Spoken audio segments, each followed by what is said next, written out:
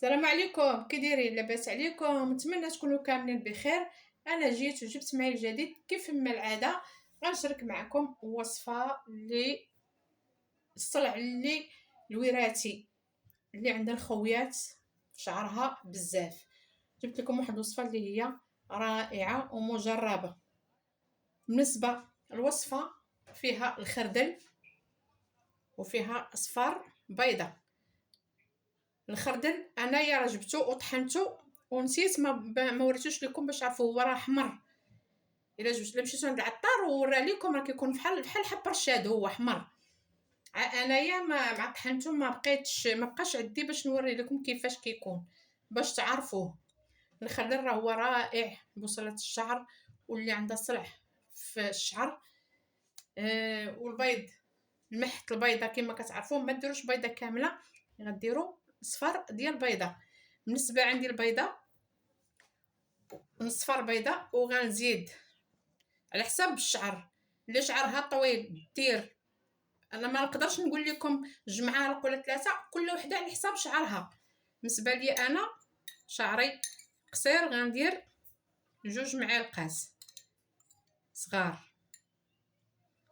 هاد الخلطه هادي درتها ليا انا وقلت علاش لا ما نشاركهاش معكم. وغنزيدوا واحد المعلقه ديال زيت العود، معلقه ديال زيت العود كبيره، انا درتها صغيره غندير جوج معالق صغار صافي. وغنطربوا هادشي كامل. قلت غنديرها، قلت علاش لا ما نشاركهاش معكم. انا غندير شعري حيت انا شعري طاح ليا، وقلت غنديرها اللهم نشاركها معكم. ها هي شفتوها. على بالكم الخليط عاقد شويه، زيدوا شويه زيت العود. كما قلت لكم حنا راه كنقدروا كنقولوا جوج معالق ثلاثه، ولكن بالنسبه لكم نتومايا اي حاجه درتوها غتعرفوا على القياس اللي درتو. انا هذه بالنسبه ليا كافياني. نزيد شويه زيت العود باش ما تبقاش عاقده، تكون جاريه شويه صافي. هي هذه الخلطه راهي ما بقاتش في الخلطه زعما كيفاش غنخلطوها، بقى الطريقه كيفاش غتستعملوها.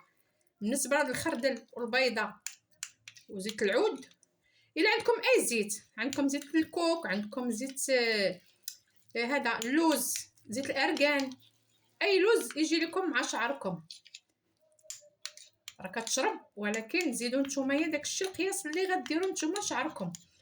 بالنسبه هاد الوصفه هذه غديروها 5 دقائق، وياكم تخلوها في شعركم.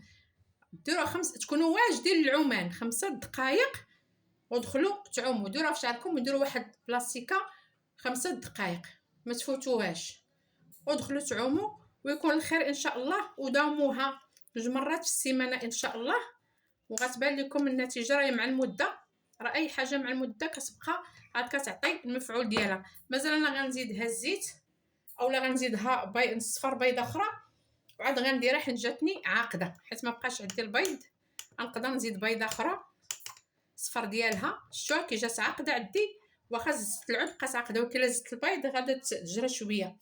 هذه هي الوصفه ديال اليوم ان شاء الله، ونتلاقاو في فيديو اخر ان شاء الله جديد. والسلام عليكم، الى اللقاء.